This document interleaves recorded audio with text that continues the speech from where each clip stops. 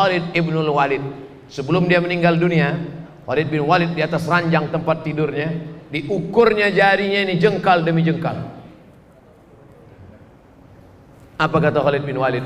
Coba kalian ukur badanku ini sejengkal demi sejengkal. Setiap jengkal badan Khalid bin Walid tak ada yang kosong dari 3. Bekas tombak, bekas anak panah, bekas pedang. Jadi kalau dibuka lengan Khalid bin Walid itu nampak 3. Bekas tombak, bekas pedang, bekas anak panah. Sungguh pun begitu badannya hancur karena jihad fisabilillah. Menangis dia sebelum meninggal dunia. Mengapa engkau menangis wahai Khalid bin Walid? Amalmu banyak. Apa kata dia? Aku menangis kenapa tidak mati syahid. Berarti mikrofon ini udah disetting. Asal nyebut syahid sama jihad berbunyi dia. Marilah kita berjihad. Sampai nanti masanya kita ceramah tak boleh lagi ngomong jihad, tak boleh lagi ngomong syahid. Nampaknya dimulai dari Masjid Bukit itu. Hari ini adik-adikku, anak-anak, sahabatku boleh tertawa, tapi mungkin sampai masanya. Kira-kira mungkin tak begitu? Mungkin. Ustadz jangan lagi sebut syahid, jangan lagi sebut jihad. Kalau mau ceramah, ceramah aja tentang masalah darah. Darah haid, darah istihadah, darah melahirkan, darah bisul, darah kudis, darah jerawat. Assalamualaikum warahmatullahi wabarakatuh. Judul pengajian kita malam ini tentang darah bisul. Kalau bisul pecah, maka bisul terbagi 3. Ada bisul kecil, ada bisul besar, ada bisul sedang. Ulama ikhtilaf tentang bisul ini. Habis waktu gara-gara bisul. Bukan saya mengatakan fikih itu tidak penting, penting. Tapi ada fikhul aulawiyat, masalah wudu, masalah toharah, masalah bersuci, penting ngaji, baca kitab.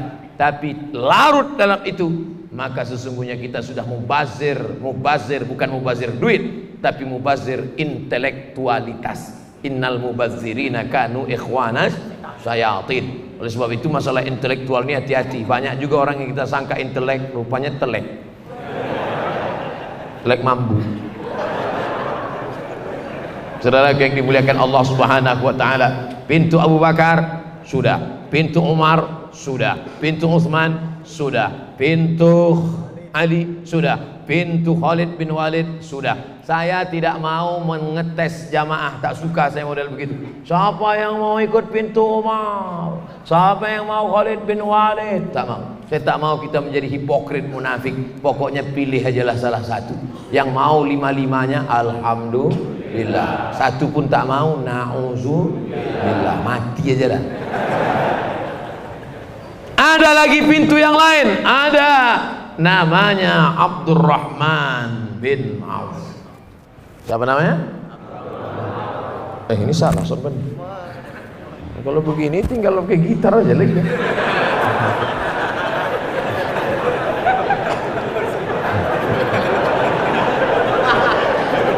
Saya terus terang saya pikirkan itu juga semua. Soalnya nanti begitu diupload macam-macam komen orang. Ustadz gitar sama jenggotnya mana? Yang keenam, dia adalah Abdurrahman bin Auf. Apa yang dilakukan Abdurrahman bin Auf dalam hidupnya banyak. Tapi sebelum Abdurrahman bin Auf meninggal dunia, dibebaskannya 1 hari 30 hamba sahaya. Hamba saya 1, 2, 3, 4, 5, 29, 30. Kalian semuanya bebas sebelum dia meninggal dunia. Hamba sahaya lebih mahal daripada onta. Hamba sahaya manusia. Zaman itu bisa dimiliki, dibolehkan untuk dimiliki. Tapi kemudian Islam menghapuskannya perlahan-lahan. Sampai hari ini tak lagi ada hamba sahayaan. Tapi di Afrika Selatan masih ada hamba sahaya sampai pada masa presiden, siapa nama presiden Afrika Selatan? Nelson Mandela. Saya ingat, cuma ngetes saja. Nelson Mandela. Bahkan dulu adik-adik, abang-abang yang mungkin sebaya atau sejata saya masih ingat dulu cerita hari Ahad TVRI, cerita tentang perbudakan. Siapa itu? Little Missy dan Tuan Baron. Hei Missy, kamu harus saya jual. Tapi saya mencintainya Tuan. Yang ketawa berarti udah tua, karena dia nonton itu dulu. Perbudakan, politik apartheid, membedakan kulit hitam kulit putih. Ketika Islam datang, maka dibebaskanlah budak hamba sahaya. Abu Bakar Siddiq membebaskan budak yang juga menjadi sahabat Nabi, Bilal bin Rabah. Itu dibeli oleh Abu Bakar dan dibebaskannya. Makanya ketika Abu Bakar datang bersama Bilal, apa kata Nabi? Hadza sayyiduna a'taqa sayyidana. Ini Sayyidina Abu Bakar membebaskan Sayyidina Bilal. Setelah masuk Islam, dua-duanya menjadi orang mulia. Yang membebaskan budak mulia, yang memberi budak mulia, dan yang pernah menjadi budak pun mulia. Karena dalam Islam tak dilihat warna kulit, semuanya kita menjadi hamba Allah, bukan hamba manusia. Makanya nama yang paling mulia adalah hamba Allah. Abdullah, Abdurrahman, Abdurrahim, Abdul Somad. Bagaimana dengan Abdurrahman bin Auf? Satu hari membebaskan 30 hamba sahaya. Onta paling murah 70. Onta kuda saya tanya kemarin kawan kita yang punya kuda, berapa harga kuda nih paling murah Pak? 70 juta lah Ustaz. Itu pun kuda-kuda yang udah pensiun lah, yang kira-kira kalau kita naik tak melompat lagi dia udah. Terserah kau lah kata dia. Kuda murah 70 juta dan onta lebih mahal. Jadi kalau kuda 70, onta 90, anggaplah budak hamba sahaya ini satu orang 100 juta kali 30 orang satu hari, berarti dia keluar duit berapa itu? 3 miliar sedekah Abdurrahman bin Auf. Jadi kalau ada orang sekarang mengatakan umat Islam itu diajarkan untuk miskin, susah, melarat. Sahabat Nabi itu orang-orang susah. Abdurrahman bin Auf ketika meninggal dunia, dihitung hartanya. Dari cara menghitungnya bagaimana?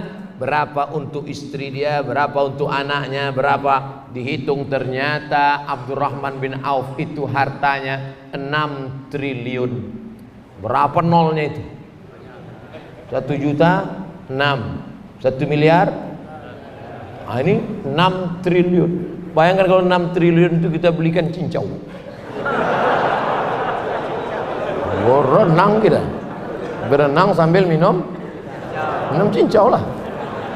Saudara yang dimuliakan Allah SWT, saya cuman mau menyampaikan bahwa kalau sanggup dengan harta pakai harta, kalau tak ada harta dengan tenaga. Tapi yang paling hebat amal adalah sedekahun jariyah. Kuat bapak malam ini tahajud sampai subuh, besok malam stop, mati. Kuat satu hari khatam Quran, besok berhenti, mati.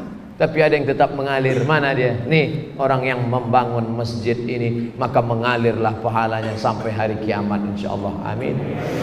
Kalau terkumpul duit malam ini, mau dibangunkan klinik du'afa. Orang susah tak ada duit masuk klinik, sementara biaya pengobatan mahal melambung.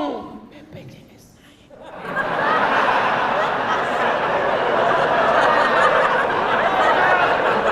Salah satu solusinya adalah dengan membangunkan klinik du'afa. Sepanjang saya ceramah di mana-mana, baru di Masjid Bukit Indah Sukajadi inilah yang pengurusnya punya program klinik du'afa. Takbir. Kadang pengurus-pengurus ini kalau hari Jumat, kas masjid kita ada 200 juta.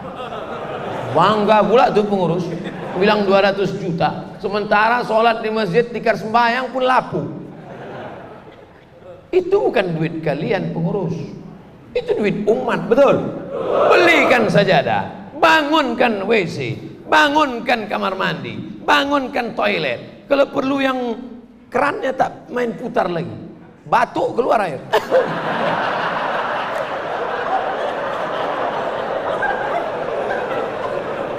Saya waktu pertama kali ke Brunei tahun 2007 pulang dari Maroko, saya 2007 ke Brunei. Nampak betul bodoh. Sampai situ tak tahu saya mana yang mau diputar ini. Tapi saya tak mau nanya, masa LCMA nanya? Saya tunggu orang masuk. Saya tunggu orang masuk. Nanti cemana dia cara mengeluarkan air? Rupanya diginikan aja ke bawah keran itu. Nah, keluar dia. Oh, setelah orang itu keluar, saya mainkan pula.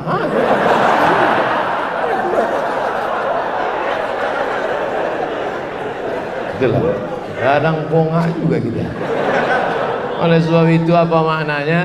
Berikan kemudahan-kemudahan untuk rumah Allah. Buatkan AC banyak-banyak. Alhamdulillah Ustaz Somad, sejak AC masjid kami banyak, ramai masjid kami sekarang. Tapi tidur siang. Tak betul. AC dibuat itu supaya nyaman mendengarkan khutbah ibadah. Karpetnya tebal. Tengoklah Masjid Bukit Indah nih, karpetnya tebal. Ini lunas sudah kan? Dindingnya pun batu marmer granit indah. Pokoknya mantap lah. Cuman yang kurang tak ada pula gambar saya. Tak usah lagi pakai gambar-gambar. Sah. Gambar manusia tak bagus. Sudah, cukuplah ini sudah. Oh, Masjid Bukit Indah Sukajadi Batang. Oleh sebab itu nanti kalau terkumpul duit ini, dibuatlah klinik-klinik untuk duafa. Bapak-bapak yang tak duafa pun boleh juga, cuman bayar. Ada klinik gigi, ada klinik bersalin, ada klinik kulit. Orang yang sakit gigi jauh dari Allah. Tapi kalau kliniknya dekat masjid, pas azan, Allahu Akbar, Allahu Akbar. Kata dokter, Pak, ke masjid dulu Pak. Ke masjid. Pas habis sholat, sehat dia. Alhamdulillah, sehat rasanya. Sehat kata dia. Begitu juga dengan ibu-ibu yang hamil tuh, tak pernah dia mendengar ayat Quran, tak pernah dia berwudu. Tapi begitu sama ibu-ibu sudah sholat, sudah, mudah-mudahan diberikan Allah kemudahan ya, tenang jiwanya. Itulah makanya klinik di halaman-halaman masjid. Kebetulan ada tanah kosong, buatkan klinik duafa, klinik. Bapak ibu kalau pergi menengok orang-orang susah yang tak punya duit, masya Allah, tabarakallah. Saya kemarin pulang dari Sabah, Malaysia. Saya mau ngasih tahu aja bahwa saya ceramah tuh udah luar negeri aja saya. Ustadz Samad ini orang hebat, kata Pak Cik, ini orang hebat Ustadz Samad. Apa hebatnya Pak Cik? Dia datang ke rumah sakit, dicarinya orang miskin yang jauh dari kampung, yang tak punya penginapan di kota, otomatis tak ada tempat tidur, tak ada makan, dibelikannya nasi kotak, nasi bungkus bagi. Sampai akhirnya satu hari rupanya salah bagi, dikasihnya orang kaya. Orang kaya ini nanya, ini bukan hak saya bagi-bagi. Akhirnya dia pula membagi kepada yang lain. Jadi ada saja ide-ide orang untuk membuat kreatif untuk membantu. Ini makannya, tapi biaya kesehatannya. Saya pula pergi ke Bandung, ada orang kena kanker mata. Ada saudara kita yang kena kanker leher, berlubang tenggorokan. Ada yang kena kanker perut. Sudah, saya tanya, ini sudah berapa bulan? Baru 4 bulan Ustaz. Tapi rasanya sudah sesak nafas. Mau dioperasi kapan? 2020. Sekarang baru bulan September. 4 bulan aja udah sebesar itu. Meletuplah 2020. Akhirnya dibawa langsung ke rumah sakit. Kenapa? Karena ada orang yang berbagi. Banyak orang miskin diuji dengan kemiskinannya sabar, tapi banyak orang kaya yang diuji dengan kekayaannya tak sabar. Orang sabar diuji dengan miskinnya sabar, orang kaya tak sabar. Datang bakhilnya, datang pelitnya, datang kikirnya. Kalau kakinya diuji untuk datang ke masjid, kuat. Diuji telinganya dengar ceramah, tahan. Diuji untuk tegak berdiri di luar tak dapat tempat duduk, tahan. Yang berdiri jangan tersinggung, karena aku pun berdiri juga dari tadi. Tak bisa rupanya Ustaz duduk. Bisa duduk kursi udah secantik ini, tengok mahal ini. Kenapa Ustaz tegak berdiri? Nanti kalau saya duduk yang belakang tuh bilang tak nampak Pak Ustaz. Padahal udah dikasih layar 2, udah mantap-mantap. Ini layar ini memang permanen. Permanen. Alhamdulillah. Karena dibagi sebagian masjid ada yang masih minjam. Artinya masjid kita sudah kaya, sudah mantap. Kalau untuk sarana prasarana ibadah sudah cukup rasanya. Karpetnya, AC-nya, kipasnya, lampunya, layarnya, cukup sudah. Tapi tidak boleh terus merasa cukup. Mesti ada pelayanan kesehatan untuk saudara-saudara kita yang du'afa. Dan tadi pula saya dengar sayup-sayup rupanya untuk tambahan kamar mandi, supaya jangan sampai orang terkencing-kencing di lantai. Harus ada tambahan-tambahan. Nampaknya sepele Bapak Ibu, tapi jangan pula kita berpemahaman siapa yang bangun masjid dibangunkan rumah di surga. Siapa yang bangun masjid dibangunkan rumah di surga. Jadi kalau membangun WC, masa masuk surga cuma dapat WC Pak Ustaz? Bukan gitu cara berpikirnya. Ini otaknya harus diluruskan. Yang mau kita ambil pelajaran di sini bahwa kita sudah memudahkan urusan orang lain. Tidak ada urusan yang paling sulit daripada urusan buang air. Betul? Yang pernah kebelet merasakan itu. Itu kotak naiknya. Kalau ada orang mau ngasih duit, ada orang mau ngasih cincin emas, ada mau ngasih duit, dengan mau ngasih WC, sedang kebelet sikit lagi mau tumpah. Pilih mana? Duit apa WC? Berapa lama orang dalam perjalanan tolong cari pom bensin. Tolong cari untuk apa Pak? Minyak kita kan full, bukan minyak ini udah di ujung udah. Rasanya mau diikat aja pakai karet. Saudaraku yang dimuliakan Allah Subhanahu wa taala. Maka kalau Bapak Ibu kasihkan duit ini lalu nanti untuk membangun WC, itu adalah memudahkan urusan orang lain.